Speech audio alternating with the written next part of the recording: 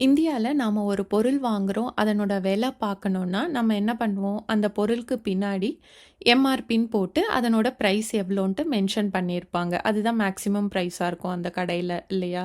அந்த மாதிரி தான் நாம பார்த்து வாங்குவோம். ஆனா ஜப்பான்ல பார்த்தீங்கன்னா, அந்த மாதிரி கிடையாது. பொருட்களுக்கு பின்னாடி வந்து எம்ஆர்பி பிரைஸ் போட்டிருக்க மாட்டாங்க. எம்ஆர்பி போட்டிருக்க மாட்டாங்க. ஏன்னா ஒவ்வொரு கடையில ஒரு பிரைஸ் அவங்க என்ன டிசைட் பண்றாங்களோ, அந்த பிரைஸ் வச்சு அவங்க விப்பாங்க. இப்ப நீங்க இந்த வீடியோ பார்க்குறது வந்து லைஃப் சூப்பர் மார்க்கெட்ல எடுத்தது. இந்த கீழ இருக்கு இல்லையா?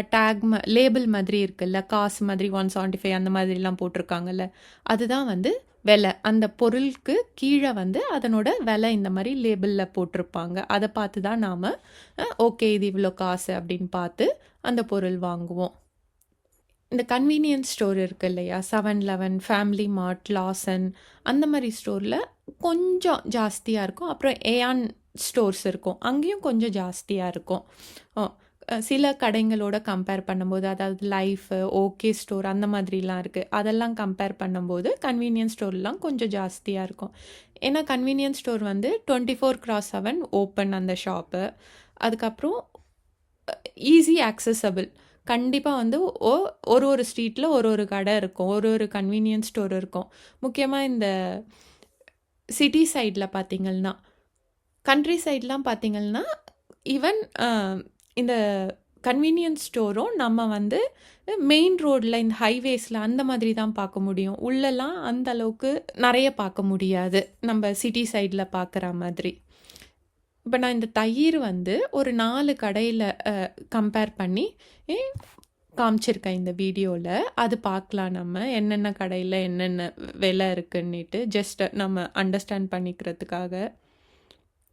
ஏன்னா நம்ம ஊர்லேருந்து வரோம். இப்ப ஏதாவது சாக்லேட் வாங்கணும், ஏதாவது நம்ம பொருள் வாங்குறோம்னா, ஒரு 2, 3 கடை ஏறிட்டு, அதுக்கப்புறம் ப்ரைஸ கம்பேர் பண்ணிட்டு, அப்புறம் வாங்குனோம்னா, அ அது பெஸ்ட் ஆக்சுவலா. ஏன்னா கொஞ்சம் நம்ம அதிலேயே வந்து காசு சேவ் பண்ணலாம். எந்த கடையில கம்மியா இருக்கு அப்படின்னு பார்த்து வாங்கும்போது. இப்ப பார்த்தீங்கன்னா, இது வந்து ஃபர்ஸ்ட் வந்து லைஃப் சூப்பர் மார்க்கெட்ல இந்த தயிரோட விலை எவ்வளோன்னு பார்த்தீங்கன்னா, 182 என்ன. மேல ரெட் கலர்ல இருக்கிறது வந்து வித்தவுட் டாக்ஸ்.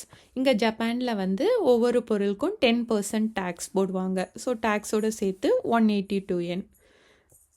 இதே கன்வீனியன்ஸ் ஸ்டோர்ல பார்த்தீங்கன்னா, டாக்ஸோட சேர்த்து 205 என்ன.